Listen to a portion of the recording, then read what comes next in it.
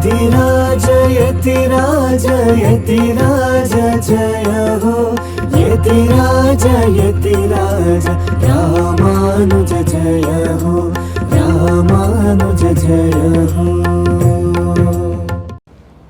ಶ್ರೀಮತಿ ರಾಮಾನುಜಾಯ ನಮಃ. ಹರೇ ಶ್ರೀನಿವಾಸ.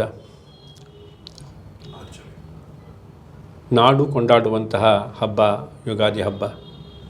ಶ್ರೀ ಶ್ರೀ ಯದಿಗಿರಿ ಯತಿರಾಜ ಸ್ವಾಮಿಗಳವರ ಒಂದು ದಿವ್ಯ ಕೃಪಾಕಟಾಕ್ಷದಲ್ಲಿ ನಾವು ಈ ಯುಗಾದಿ ಹಬ್ಬದ ಬಗ್ಗೆ ಮಾಹಿತಿಗಳನ್ನು ತಿಳಿದುಕೊಳ್ಳಬೇಕಂತ ಹೇಳಿ ನಮ್ಮ ಪರಮಾಪ್ತ ಭಕ್ತರಾದಂತಹ ಶ್ರೀಮತಿ ಆಂಡಾಳ್ ಶ್ರೀರಾಮ್ರವರು ನಮ್ಮೊಡನೆ ಇದ್ದಾರೆ. ಶ್ರೀಮತಿ ಆಂಡಾಳ್ ಶ್ರೀರಾಮ್ರವರು ಎಲ್ಲ ಪ್ರಕಾರದ ಕೈಂಕರ್ಯಗಳಲ್ಲಿಯೂ ಕೂಡ ಮಠದ ಕೈಂಕರ್ಯಗಳಲ್ಲಿ ಪ್ರತಿಯೊಂದು ದಿನವೂ ಭಾಗವಹಿಸಿ ಶ್ರೀಗಳವರ ಮೆಚ್ಚುಗೆಗೆ ಪಾತ್ರರಾಗಿದ್ದಾರೆ. ಆಂಡಾಳ್ರವರು ಶ್ರೀ ವೆಂಕಟೇಶ್ವರ ಭಕ್ತಿ ವಾಹಿನಿಯಲ್ಲೂ ಕೂಡ ವೈಕುಂಠ ಏಕಾದಶಿಯ ಪ್ರತ್ಯಕ್ಷ ವರದಿಯನ್ನು ಕೂಡ ಕೊಟ್ಟಿರುವಂತಹ ಹೆಗ್ಗಳಿಕೆ ಅವರಿಗಿದೆ. ಇವತ್ತು ನಾವು ಅವರನ್ನು ಸ್ವಾಗತಿಸಿ ಈ ಯುಗಾದಿ ಹಬ್ಬದ ಬಗ್ಗೆ ಕೆಲವು ಮಾಹಿತಿಗಳನ್ನು ತಿಳಿಸ್ಕೊಡ್ಬೇಕಂತ ಹೇಳಿ ಪ್ರಾರ್ಥನೆ ಮಾಡ್ತಾ ಇದ್ದೇನೆ. ಶ್ರೀಮತಿ ರಾಮಾನುಜಾಯ ನಮಃ. ನಮಸ್ಕಾರ ಆಂಡಾಳ್ರವರೇ, ತಮಗೆ ಸ್ವಾಗತ. ನಮಸ್ಕಾರ. ಆಂಡಾಳ್ರವರೇ, ನಾಡೇ ಕೊಂಡಾಡುವಂಥ ಹಬ್ಬ ಯುಗಾದಿ ಹಬ್ಬ. ಕರ್ನಾಟಕ ಹಾಗೂ ತಮಿಳುನಾಡು ಎರಡೂ ರಾಜ್ಯಗಳಲ್ಲಿಯೂ ಕೂಡ ವಿಭಿನ್ನ ರೀತಿಯಲ್ಲಿ ಈ ಒಂದು ಹಬ್ಬವನ್ನು ಆಚರಿಸ್ತೇವೆ. ಅದರ ಬಗ್ಗೆ ನಮ್ಮ ಕೆಲವಷ್ಟು ಮಾಹಿತಿಗಳನ್ನು ದಯವಿಟ್ಟು ನೀವು ನಮ್ಮ ಜೊತೆ ಹಂಚಿಕೊಳ್ಳಿ. ಶ್ರೀಮತಿ ರಾಮಾನುಜಾಯ ನಮಃ. ಹರೇ ಶ್ರೀನಿವಾಸ. ಪರಮಪೂಜ್ಯ ಶ್ರೀ ಶ್ರೀ ಶ್ರೀ ಯದುಗಿರಿ ಯತಿರಾಜ ಜಿಯರ್ ಸ್ವಾಮಿಗಳ ಪಾದಾರ ವಿಂದಗಳಿಗೆ ನನ್ನ ನಮನವನ್ನು ತಿಳಿಸಿ, ಸ್ವಾಮಿ ನಾರಾಯಣರವರಿಗೆ ನನ್ನ ನಮಸ್ಕಾರಗಳನ್ನು ತಿಳಿಸಿ, ಈ ಯತಿರಾಜ ಮಠ ವತಿಯಿಂದ ಈ ಯುಗಾದಿ ಸಂಭ್ರಮದ ಬಗ್ಗೆ ನಾವು ಇವತ್ತು ಕೆಲವು ಮಾಹಿತಿಗಳನ್ನು ಕೊಡಬೇಕು ಅಂತ ಹೀಗೆ ಆಚಾರ್ಯರ ನಿಯಮನವಾಗಿದೆ. ಈ ಪರಾಭವ ಸಂವತ್ಸರಕ್ಕೆ ಎಲ್ಲರಿಗೂ ಹಾರ್ದಿಕ ಶುಭಾಶಯಗಳು. ಎಲ್ರಿಗೂ ಸತ್ಯವಾದ ಮಾತು. ನಾವು ಪರಾಭವ ವರ್ಷದ ಯುಗಾದಿ ಅಂತ ನಾವು ಯುಗಾದಿ ಅಂತ ಯಾಕೆ ಕರಿತೀವಿ ಅಂತ ನಾವು ಮೊದಲು ನೋಡೋಣ. ಏನಂದರೆ ಯುಗದ ಆದಿ ಇದು. ಯಾವ ಯುಗದ ಆದಿ? ನಾವಿವಾಗ ಕಲಿಯುಗದಲ್ಲಿದ್ದೀವಿ. ಕೃತಯುಗ, ತ್ರೇತಾಯುಗ, ದ್ವಾಪರಯುಗ, ಕಲಿಯುಗ ಎಲ್ಲ ಆಯಿತು. ಆದರೂ ಯುಗದ ಆದಿ ಅಂತ ಯಾಕೆ ಹೇಳ್ತೀವಿ ಅಂದರೆ, ಸೃಷ್ಟಿಕರ್ತನಾದ ಚತುರ್ಮುಖ ಬ್ರಹ್ಮ ತನ್ನ ಸೃಷ್ಟಿ ಕಾರ್ಯವನ್ನು ಈ ದಿನ ಪ್ರಾರಂಭ ಮಾಡಿದಂತೆ. ಕೃತಯುಗದಲ್ಲಿ ನಾವಿವಾಗ ಮಕ್ಕಳ ಬರ್ತ್ಡೇ ಸೆಲೆಬ್ರೇಟ್ ಮಾಡ್ತೀವಿ. ಅದೇ ರೀತಿ ಅವತ್ತಿನ ದಿವಸ ಇದು ಶುರು ಆಯಿತು ಅಂತ ಅದನ್ನು ಸ್ಮರಣೆ ಮಾಡ್ಕೊಳ್ಳೋಕ್ಕೆ ಎಂತಹ ಒಳ್ಳೆಯ ಸೃಷ್ಟಿ ಕಾರ್ಯವನ್ನು ಭಗವಂತ ನಡೆಸ್ತಾ ಇದ್ದಾನೆ. ಅದು ಬ್ರಹ್ಮನಲ್ಲಿ ಅಂತರ್ಯಾಮಿಯಾಗಿ ಅದನ್ನು ನೆನಪಿಸ್ಕೊಳ್ಬೇಕು. ನಾವು ಎಲ್ರಿಗೂ ಕೃತಜ್ಞತೆಯನ್ನು ಸಲ್ಲಿಸಬೇಕು. ಅದೇ ಇದು ಒಂದು ಸಂಭ್ರಮದ ಕೊಂಡಾಟ. ಈ ಪರಾಭವ ಸಂವತ್ಸರ ಏನಂದರೆ, ನಮಗೆ 60 ಸಂವತ್ಸರಗಳಿವೆ. 60 ಸಂವತ್ಸರಗಳಲ್ಲಿ ಇದು 40ನೆಯ ಸಂವತ್ಸರ. ನಾವು ಪ್ರಭವ ವಿಭವ ಅಂತ ಶುರು ಮಾಡಿ ಅಕ್ಷಯ ತನಕ ಹೇಳ್ತೀವಲ್ಲ, ಇದು 40ನೆಯ ಸಂವತ್ಸರವಾಗಿ ನಾವು ಇವಾಗ ತಾನೇ ವಿಶ್ವಾವಸು ಸಂವತ್ಸರವನ್ನು ಕಳೆದಿದ್ದೀವಿ. ಮುಂದೆ ಪ್ಲವಂಗವ ಸಂವತ್ಸರವನ್ನು ಅನುಭವಿಸ್ತೀವಿ. ಸೊ ಇವಾಗ ನಾವು ಪರಾಭವ ಸಂವತ್ಸರವನ್ನು ಅತಿ ಸಂಭ್ರಮದಿಂದ ಆಚಾರ್ಯ ಕೃಪೆಯಿಂದ ಎಲ್ಲ ಸುಭಿಕ್ಷವಾಗಿ ನಡೆಯಲಿ ಅಂತ ಕೊಂಡಾಡೋಕ್ಕೋಸ್ಕರ ಈ ಯುಗಾದಿಯನ್ನು ನಾವು ಆಚರಿಸ್ತೀವಿ. ತುಂಬ ಸಂತೋಷ. ಬಹಳ ಉತ್ತಮವಾದಂಥ ಮಾಹಿತಿ. ಚಾಂದ್ರಮಾನ ಯುಗಾದಿಗೂ ಮತ್ತು ಸೌರಮಾನ ಯುಗಾದಿಗೂ ಇರೋ ವ್ಯತ್ಯಾಸ ಏನು? ಹೌದು, ನೀವು ಕರೆಕ್ಟಾಗಿ ಸರಿಯಾಗಿ ಕೇಳಿದ್ರಿ. ಇವಾಗ ನಾವು ಚಾಂದ್ರಮಾನ ಯುಗಾದಿಯನ್ನು ನಾವು ಆಚರಿಸ್ತಾ ಇದ್ದೀವಿ. ಈಗ ಚಂದ್ರ ಭೂಮಿ ಇದು ಪರಸ್ಪರ ಅದರ ಚಲನೆಗೋಸ್ಕರ ನಡೀತಲ್ಲ, ಅದನ್ನು ಚಾಂದ್ರಮಾನ ಯುಗಾದಿ ಅಂತ ಕರೀತಾರೆ. ಇದನ್ನು ನಾವು ಶ್ರೀ ವೈಷ್ಣವರು, ಕರ್ನಾಟಕದಲ್ಲಿರೋರು, ತೆಲಂಗಾಣ, ಆಂಧ್ರ ಪ್ರದೇಶ ಮತ್ತು ಕೆಲವು ಕೇರಳದ ಭಾಗಗಳು ಈ ಚಾಂದ್ರಮಾನ ಯುಗಾದಿಯನ್ನು ಆಚರಿಸ್ತೀವಿ. ಸೌರಮಾನ ಯುಗಾದಿ ಅಂದರೆ ಮುಖ್ಯವಾಗಿ ತಮಿಳ್ನಾಡಿನವರು, ಅವರು ಅದನ್ನು ಚಿತ್ರವಿಷು ಅಂತ ಕರೀತಾರೆ, ವರ್ಷ ಪಿರುಪು ಅಂತ ಕರೀತಾರೆ, ಪುತ್ತಾಂಡು ಅಂತೆಲ್ಲ ಕರೀತಾರೆ. ಅವರು ಸೌರಮಾನ ಅದನ್ನು ಆಚರಿಸ್ತಾರೆ. ಅದನ್ನು ಯಾಕೆ ಡಿಫ್ರೆನ್ಸ್ ಏನು ಅಂತ ಕೇಳಿದ್ರಲ್ಲ, ಅದ್ರ ವ್ಯತ್ಯಾಸ. ಈ ಸೌರಮಾನ ಅನ್ನೋದು ಸೂರ್ಯನಿಗೂ ಭೂಮಿಗೂ ಆ ಚಲನವಲನೆಯಲ್ಲಿ ವ್ಯತ್ಯಾಸ ಬರುತ್ತಲ್ಲ, ಅದಕ್ಕೆ ಸೌರಮಾನ ಅಂತ ಕರೀತಾರೆ. ಈ ಚಾಂದ್ರಮಾನ ಯುಗಾದಿ ಯಾವಾಗ ನಾವು ಆಚರಿಸ್ತೀವಿ ಅಂದರೆ, ಈಗ ನಾವು ಇವಾಗ ತಾನೇ ಒಂದು ತಿಂಗಳನ್ನು ಕಳೆದಿದ್ದೀವಿ. ಇವಾಗ ಚೈತ್ರ ಮಾಸ ಆರಂಭ ಆಗತ್ತೆ. ಪುಷ್ಯಮಾಘ ಪಾಲ್ಗುಣ ಮಾಸವನ್ನು ಕಳೆದಿದ್ದೀವಿ. ಪಾಲ್ಗುಣ ಮಾದ ಅಮಾವಾಸ್ಯೆ ಜೊತೆ ನಮಗೆ ಹಳೆಯ ಇದು ವಿಶ್ವಾವಸು ಸಂವತ್ಸರ ಮುಕ್ತಾಯಗೊಳ್ಳುತ್ತೆ. ಈಗ ನಾವು ಶುರು ಮಾಡೋ ಪರಾಭವ ಸಂವತ್ಸರ ಅನ್ನೋದು ಈಗ ಚೈತ್ರ ಮಾಸದ ಪ್ರಥಮೆ ಶುಕ್ಲ ಪಕ್ಷದ ಪ್ರಥಮೆ. ಇದು ನಾವು ಚಾಂದ್ರಮಾನ ಯುಗಾದಿ, ಸೂರ್ಯೋದಯಕ್ಕೆ ನಾವು ಶುರು ಮಾಡ್ತೀವಿ. ಸೌರಮಾನ ಅನ್ನೋರು ಅವರು ಸೂರ್ಯನ ಚಲನವಲನೆ ಅಂತ ಹೇಳಿದ್ನಲ್ಲ ಭೂಮಿಗೆ ಸಂಬಂಧಪಟ್ಟಂಗೆ, ಅವರು ಅದು ಸೂರ್ಯ ಮೇಷರಾಶಿಗೆ ಪ್ರವೇಶಿಸಿದಾಗ ಅವರು ಅದನ್ನು ಚಿತ್ರವಿಷು ಅಂತ ಅವರು ಆಚರಿಸ್ತಾರೆ. ಸೊ ಇದು ಸೌರಮಾನಕ್ಕೂ ಚಾಂದ್ರಮಾನಕ್ಕೂ ಇರುವ ವ್ಯತ್ಯಾಸ. ಅಷ್ಟು ಉತ್ತಮವಾದ ಮಾಹಿತಿ. ಹೇಗೆ ಅಂತ ಹೇಳಿದ್ರೆ ಈ ಯುಗಾದಿ ಬರುತ್ತೆ ಅಂದಿದ ತಕ್ಷಣವೇ ನವೋತ್ಸಾಹ ನಮ್ಮಲ್ಲೆಲ್ಲ ಮೂಡಿಬರುತ್ತೆ. ಆ ಮಾವಿನ ಚಿಗುರು, ಆ ಕೋಗಿಲೆ ಇಂಪಾದ ಧ್ವನಿ, ಇದೆಲ್ಲ ನಾವು ಕೇಳ್ತಾ ಇದ್ದಾಗ ಏನೋ ನಮ್ಮಲ್ಲೇ ಒಂದು ರೀತಿ ಉತ್ಸಾಹದಾಗಿ ಈ ಹಬ್ಬವನ್ನು ಆಚರಣೆ ಮಾಡ್ಕೋಬೇಕು ಅಂತ ಹೇಳಿ ಬಹಳಷ್ಟು ನಮ್ಮಲ್ಲಿ ಉತ್ಸಾಹ ಮೂಡಿಬರುತ್ತೆ. ಮತ್ತೊಂದು ಪ್ರಶ್ನೆ, ತಮ್ಮ ಸನಾತನ ಧರ್ಮ ಮತ್ತು ಭಾರತೀಯರು ಯಾವ ರೀತಿಯ ಒಂದು ಹಬ್ಬವನ್ನು ಆಚರಿಸಬೇಕು ಅನ್ನೋದ್ರ ಬಗ್ಗೆ ಹೇಳ್ಬೋದಾ? ನೀವು ಈ ಪ್ರಶ್ನೆ ಕೇಳೋಕ್ಕೆ ಮುಂಚೆ ಒಂದು ತುಂಬ ಒಳ್ಳೆ ಮಾತು ಹೇಳಿದ್ರಿ. ಏನಂದರೆ ಎಲ್ಲೆಲ್ಲೂ ಚಿಗುರು. ಇವಾಗ ನಾವು ಹೋದ ತಿಂಗಳು ಮರದಿಂದ ಎಲ್ಲ ಉದುರ್ತಾ ಇದ್ದದ್ದು ನೋಡಿದ್ವಿ. ಈಗ ಎಲ್ಲೆಲ್ಲೂ ಚಿಗುರು ಎಲೆ, ಯಾವ ಮರವನ್ನು ನೋಡಿದ್ರೂ ಎಲ್ಲ ಹೊಸ ಎಲೆ ಚಿಗುರಿರುತ್ತೆ. ಹಾಗೆ ನಾವು ನಮ್ಮ ದುರ್ಭಾವನೆಗಳಿರುತ್ತಲ್ಲ, ಕೆಟ್ಟ ಚಿಂತನೆಗಳನ್ನೆಲ್ಲ ನಾವು ಅದನ್ನು ಬಿಡಿಸ್ಬೇಕು. ಹೊಸ ಉತ್ಸಾಹ ಬೇಕು, ಹೊಸ ಸಂಕಲ್ಪ. ನಾವು ಎಷ್ಟೋ ತಪ್ಪುಗಳು, ಮನುಷ್ಯ ಜೀವನ ಉಪ್ಪು ಹುಳಿ ಖಾರ ತಿಂತೀವಿ, ಎಷ್ಟೋ ತಪ್ಪುಗಳನ್ನು ಮಾಡ್ತೀವಿ. ಆ ತಪ್ಪುಗಳಿಗೆಲ್ಲ ನಾವು ಒಂದು ಪ್ರಾಯಶ್ಚಿತ್ತ, ಪಶ್ಚಾತ್ತಾಪ ಮಾಡಿಕೊಂಡು ಇನ್ನು ಮುಂದೆ ನಾವು ಹೊಸ ಸಂಕಲ್ಪ, ಭಾಗವತ ಆಚಾರ್ಯ ಕೈಂಕರ್ಯಕ್ಕೆ ನಾವು ಸಿದ್ಧರಾಗಿದ್ದೀವಿ ಅಂತ ಒಳ್ಳೆ ಸಂಕಲ್ಪಗಳನ್ನ ಮಾಡಿಕೊಂಡು ಒಳ್ಳೆ ಭರವಸೆ, ಇದನ್ನೆಲ್ಲ ಪ್ರಕೃತಿ ತೋರಿಸ್ಕೊಡ್ತಾ ಇದೆ. ಅದನ್ನು ನಮ್ಮ ಜೀವನದಲ್ಲಿ ನಾವು ಅಳವಡಿಸ್ಕೋಬೇಕು. ಈಗ ನೀವು ಕೇಳಿದ್ರಲ್ಲ ಸನಾತನ ಧರ್ಮಿಗಳು ಬರುತ್ತೆ, ಇವಾಗ ನಾವು ಇದನ್ನು ಶಾಲಿವಾಹನ ಶಕ ಅಂತ ಕರಿತೀವಿ. ನೀವೆಲ್ಲ ಕೇಳಿರ್ಬೋದು, ಪಂಚಾಂಗ ನೋಡಿದ್ರೆ ಶಾಲಿವಾಹನ ಶಕ ಅಂತ. ನಾವು ಇಂಗ್ಲೀಷ್ ಕ್ಯಾಲೆಂಡರಲ್ಲಿ 2026 ಅಂತ ಹೇಳ್ತೀವಲ್ಲ, ನಮ್ಮ ಪಂಚಾಂಗ ಇವಾಗ ನೀವು ನೋಡ್ತೀರಲ್ಲ, ನಾವು ಕ್ಯಾಲೆಂಡರ್ ಅಂತೀವಲ್ಲ, ಅದನ್ನು ನಾವು ಪಂಚಾಂಗ ಅಂತ ಕರಿಬೇಕು. ನಾವು ಹೊಸ ವರ್ಷಕ್ಕೆ ಎಲ್ಲರೂ ಹ್ಯಾಪಿ ನ್ಯೂ ಇಯರ್ ಅಂತ ಹೇಳ್ತೀವಿ, ಆದರೆ ನಮಗೆ ಹೊಸ ವರ್ಷದ ಶುಭಾಶಯಗಳು ಅಂತ ನಾವು ಯುಗಾದಿಗೆ ಹೇಳ್ತೀವಿ. ಯಾಕು ಅಂದರೆ ಶಾಲಿವಾಹನ ಶಕ ಅನ್ನೋದು ತುಂಬ ಇಂಪಾರ್ಟೆಂಟ್. ನೀವೆಲ್ಲ ಕೇಳಬೇಕು, ಯಾರಿದಪ್ಪ ಶಾಲಿವಾಹನ ಅಂತ ನೀವು ಕೇಳಬಹುದು. ಅದು ಗೌತಮಿ ಪುತ್ರ ಶಾತಕರ್ಣಿ ಅಂತ ಒಬ್ಬರು ರಾಜ. ಆ ರಾಜ ಒಂದು ಕುಶಾನರನ್ನು ಸೋಲಿಸಿ ಅವನು ಅಭಿಷಿಕ್ತನಾದ. ಅವನು ತುಂಬ ಪ್ರತಾಪ ಇರುವಂತಹ ರಾಜ, ಧರ್ಮಿಷ್ಠ. ಆದ್ದರಿಂದ ನಮ್ಮ ಹಿರಿಯರೆಲ್ಲ ಆ ವರ್ಷವನ್ನು, ಅವನು ಅಭಿಷಿಕ್ತನಾದ ವರ್ಷವನ್ನು ಮೊದಲನೇ ವರ್ಷ ಅಂತ ಪರಿಗಣಿಸ್ತೀವಿ. ಅದು ಯಾವುದಪ್ಪ ಮೊದಲ ವರ್ಷ ಅಂದರೆ, ಇವಾಗ 2026ಕ್ಕೆ 78 ವರ್ಷಗಳನ್ನು ಕಳೆದ್ರೆ ಅದು ಶಾಲಿವಾಹನ ಶಕ ಅಂತ ಆಗುತ್ತೆ. ನೋಡಿ, ಇವಾಗ 2026 ಇದೆಯಲ್ಲ, ಶಾಲಿವಾಹನ ಶಕದಲ್ಲಿ ಇದು ಯಾವ ವರ್ಷ ಅಂದರೆ 1949ನೇ ವರ್ಷ ಇವಾಗ ನಮಗೆ ನಡೀತಾ ಇರೋದು. ಸೊ ನಾವು ಇವಾಗ CE ಕಾಮನ್ ಎರಾ ಅಂತ ಮಾಡ್ಕೊಂಡ್ಬಿಟ್ಟಿದ್ದೀವಿ. ಅಂದರೆ ನಾವು ಭಾರತೀಯರು ಸನಾತನ ಧರ್ಮಿಗಳು ಶಾಲಿವಾಹನ ಶಕವನ್ನು ಜ್ಞಾಪಕ ಇಟ್ಕೋಬೇಕು. ಇದನ್ನು ಭಾರತ ಸರ್ಕಾರವು ಗೆಜೆಟಲ್ಲೆಲ್ಲ ಅಳವಡಿಸ್ಕೊಂಡಿದೆ. ಸೊ ನಾವು ಈ ಪ್ರಜ್ಞೆಯನ್ನು ನಾವು ಕಲ್ಪಿಸ್ಕೊಂಡು ಆ ಶಾಲಿವಾಹನ ಶಕ ಅದನ್ನೆಲ್ಲ ನಮ್ಮ ಮಕ್ಕಳಿಗೂ ಅದನ್ನು ಹೇಳ್ಕೊಡ್ಬೇಕು. 2026 ಅಂತ ಕೊಂಡಾಡೋದಲ್ಲ, ಯುಗಾದಿ ಶುಭಾಶಯಗಳು ಅಂತ ಹೇಳಿ 1948 ಅಂತ ನಾವು ನೆನಪಲ್ಲಿ ಇಟ್ಕೋಬೇಕು. ಹೇಗೆ ಅಂತಂದರೆ, ಶಂಕರಾಚಾರ್ಯರು ಅವರ ಬದುಕೋವಿಂದಲ್ಲಿ ಪುನರಪಿ ಜನನಂ ಪುನರಪಿ ಮರಣಂ ಅಂತ ಹೇಳೋ ತರಹ, ಅಥವಾ ಹಣ್ಣೆಲೆ ಚಿಗುರಿದಾಗ ಅಂತ ಹೇಳ್ತೀವಿ ನೋಡಿ. ಹಣ್ಣೆಲೆ ಚಿಗುರಿದಾಗ ಅಂದರೆ ಹೇಗೆ ಅಂತ ಹೇಳಿದ್ರೆ, ಮರದಿಂದ ಉದುರತ್ತೆ, ಹೊಸ ಚಿಗುರು ಇದಾಗತ್ತೆ, ಉತ್ಸಾಹ ಉತ್ತಾಗತ್ತೆ. ಮತ್ತೊಂದು ಪ್ರಶ್ನೆ, ನಮ್ಮ ಚಾಂದ್ರಮಾನದ ಪಂಚಾಂಗದ ಪ್ರಕಾರ 12 ತಿಂಗಳುಗಳನ್ನು ನಾವು ವಿಂಗಡಣೆ ಮಾಡ್ತೀವಿ. ಆ 12 ತಿಂಗಳ ಬಗ್ಗೆ ನೋಡಿ, ಈಗ ಮಕ್ಕಳಿಗೆಲ್ಲ ಶಾಲೆಗೆ ಹೋದರೆ ಅವ್ರಿಗೆ ಜನವರಿ, ಫೆಬ್ರವರಿ, ಮಾರ್ಚ್ ಅಂತ ಹೇಳ್ಕೊಟ್ಬಿಡ್ತಾರೆ. ನಮ್ಮ ತಿಂಗಳುಗಳನ್ನು ನಾವು ತಿಳ್ಕೊಬೇಕಲ್ವಾ? ಚಿಕ್ಕ ಮಕ್ಕಳು ಮಾತು ಕಲಿಯುವಾಗಲೇ ಕನ್ನಡದಲ್ಲಿ ಎಲ್ಲ ಹೇಳ್ಕೊಡ್ಬೇಕು. ಆ ಕನ್ನಡದ ತಿಂಗಳುಗಳು ಕೇಳಿದ್ದು ತುಂಬ ಒಳ್ಳೆಯ ಪ್ರಶ್ನೆ. ಅದು ನಾನು ಹೇಳಿದೆ. ಚೈತ್ರ, ವೈಶಾಖ, ಜ್ಯೇಷ್ಠ, ಆಷಾಢ, ಶ್ರಾವಣ, ಭಾದ್ರಪದ, ಆಶ್ವಯುಜ, ಕಾರ್ತಿಕ, ಮಾರ್ಗಶಿರ, ಪುಷ್ಯ, ಮಾಘ, ಪಾಲ್ಗುಣ. 12 ಬಂತ? 12 ನೀವು ಅದರಲ್ಲಿ ಎಲ್ಲ ಎಷ್ಟು ಉತ್ತಮವಾಗಿ ಮಾಹಿತಿ ಕೊಟ್ಟಿದ್ದೀರಿ ಅಂತ ಹೇಳ್ತು ಅಂತಂದರೆ, ಇದು ನಿಮ್ಮ ಮನಪಠನ ಆಗಿಬಿಟ್ಟಿದೆ. ಇದಕ್ಕೆ ನಾವು ಒಂದು ಚಪ್ಪಾಳೆ ನಾನು ತಟ್ಟಲೇಬೇಕಾಗತ್ತೆ. ಈಗ ಯುಗಾದಿ ಹಬ್ಬನ ಹೇಗೆ ಆಚರಿಸ್ತೀವಿ ಅನ್ನೋದು ಒಂದು ಪ್ರಶ್ನೆ ಇರುತ್ತೆ. ಎಷ್ಟೋ ಜನಕ್ಕೆ ಯುಗಾದಿ ಅಂದರೆ ಏನು ಅಂತಲೇ ಗೊತ್ತಿಲ್ಲ. ಇವತ್ತಿನ ದಿನ ನಾವು ಅಷ್ಟು ನೀವೇ ಹೇಳಿದ್ರಲ್ಲ ಕಾಮನ್ಯರ ಅಂತ, ಆ ಥರ ಆಗೋಗ್ಬಿಟ್ಟಿದೆ. ಅದನ್ನು ಹೇಗೆ ಆಚರಿಸಬೇಕು ನೋಡಿ. ಪ್ರತಿಯೊಂದು ಹಬ್ಬ ಅಂದರೆ ಹೊರಗಿನವರಿಗೆ ಈ ಮನೇಲಿ ಏನೋ ಹಬ್ಬ ನಡೀತಾ ಇದೆ ಅನ್ನೋದು ತಿಳಿಬೇಕು. ಅದಕ್ಕೆ ಮನೆ ತಲೆ ಬಾಗಿಲಿದೆಯಲ್ಲ, ಮೇನ್ ಡೋರ್, ಅಲ್ಲಿಂದ ಶುರು ಮಾಡಬೇಕು ನಾವು ಅಲಂಕಾರನ. ಬಾಗಿಲೊಳಗೆ ಬನ್ನಿ, ನಾವು ಇವಾಗ ಬಾಗಿಲನ್ನು ತೆರೆದು ಒಳಗೆ ಬಾ ಅತಿಥಿ ಅಂತ ಹೇಳ್ತೀವಿ. ಬಾಗಿಲನ್ನು ತೆರೆದು ದರ್ಶನ ಕೊಡುವಂತ ಭಗವಂತನ ಕೇಳ್ಕೊಳ್ತೀವಿ.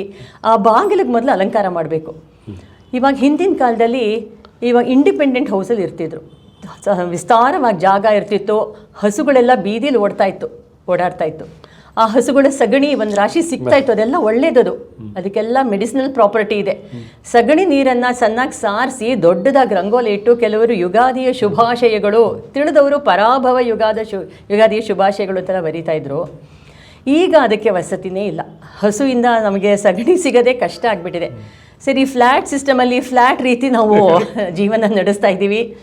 ಅದು ಪರವಾಗಿಲ್ಲ, ನಮಗೇನು ಸಿಕ್ಕಿದೆಯೋ ಅದೇ ಭಾಗ್ಯ ಅಂತ ಅಂದ್ಕೊಂಡು ಆ ಮನೆ ಬಾಗಿಲಿಗೆ ತಳಿರು ತೋರಣಗಳನ್ನು ನಾವು ಮಾವಿನ ಎಲೆ, ಇವಂತೂ ಚಿಗುರು ಮಾವಿನ ಸಿಗುತ್ತೆ, ಅದೆಲ್ಲ ಹೋಲ್ಸು ಇರಲ್ಲ, ಚೆನ್ನಾಗಿರೋ ಮಾವಿನ ಎಲೆ ಸಿಗುತ್ತೆ. ಅದು ಮೊದಲನೇ ದಿವಸನೇ ತಂದಿಟ್ಕೊಂಡು ಅದ್ರ ಜೊತೆ ಬೇವಿನ ಸೊಪ್ಪನ್ನು ತಂದಿಟ್ಕೋಬೇಕು. ಸೊ ಈ ಯುಗಾದಿ ಸ್ಪೆಷಾಲಿಟಿ ಏನೆಂದರೆ ಮಾವಿನ ತೋರಣವನ್ನು ಕಟ್ತೀವಿ, ಬೇವಿನ ತೋರಣವನ್ನು ಕಟ್ತೀವಿ. ಬೇವಿನ ಕೊತ್ತನ್ನು ಗೊಂಚಲನ್ನು ಆ ಕಡೆ ಈ ಕಡೆ ಸಿಗಿಸಿ ಆಮೇಲೆ ತೊಳೆದು ಯೂಸ್ ಮಾಡಬೇಕು ನಾವು. ಮಾವಿನ ಸೊಪ್ಪು ಅಂಗಡಿಯಿಂದ ತಂದ ಮೇಲೆ, ಬೇವಿನ ಸೊಪ್ಪು ತಂದ ಮೇಲೆ ತೊಳೆದ್ಬಿಟ್ಟು ನೀರನ್ನು ತೆಗೆದು ಆಮೇಲೆ ಅದನ್ನ ಕಟ್ತೀವಿ. ಆ ಬೇವಿನ ಸೊಪ್ಪು ಕಟ್ಟಕ್ಕೆ ಮುಂಚೆ ಅದ್ರ ಚಿಗುರಿ ಎಲೆನೆಲ್ಲ ತೆಗೆದಿಟ್ಕೋಬೇಕು.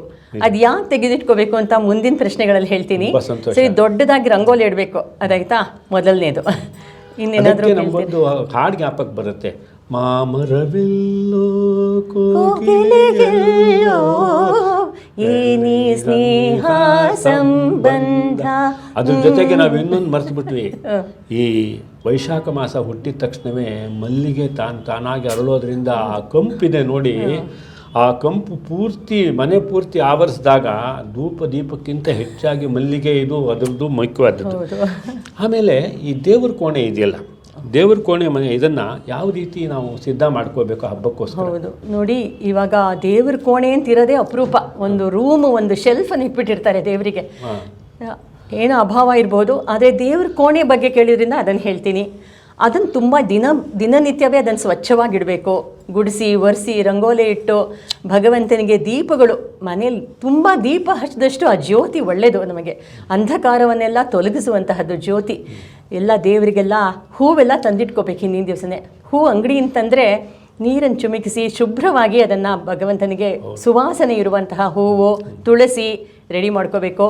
ಅರ್ಶಿನ ಕುಂಕುಮ, ಅಕ್ಷತೆ, ಗಂಧ ಇದನ್ನು ರೆಡಿ ಮಾಡ್ಕೋಬೇಕು.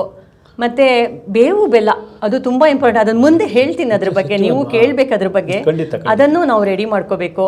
ಮತ್ತು ಇದನ್ನೆಲ್ಲ ಭಗವಂತನಿಗೆ ನೈವೇದ್ಯಕ್ಕೂ ರೆಡಿ ಮಾಡ್ಕೋಬೇಕು ಮುಂದೆ, ಅದು ಪ್ರಶ್ನೆ ಇರಲಿ. ಅದು ಒಂದು ಎಲ್ಲ ರೆಡಿ ಮಾಡಿ ಪಂಚಾಂಗವನ್ನು ನಾವು ಮೊದಲೇ ತಂದಿಟ್ಕೋಬೇಕು. ನೋಡಿ, ನಮ್ಮ ಯತಿರಾಜ ಮಠದಲ್ಲಿ ಎಲ್ಲ ಒಂಥರ ಫ್ರೀಯಾಗಿ ಸ್ವಾಮಿಗಳು ಬಂದಾಗ ಅವರ ಅನುಗ್ರಹದಿಂದ ಆ ಪಂಚಾಂಗವನ್ನು ನಮಗೆ ಕೊಡ್ತಾರೆ, ಉಚಿತ ವಿತರಣೆ.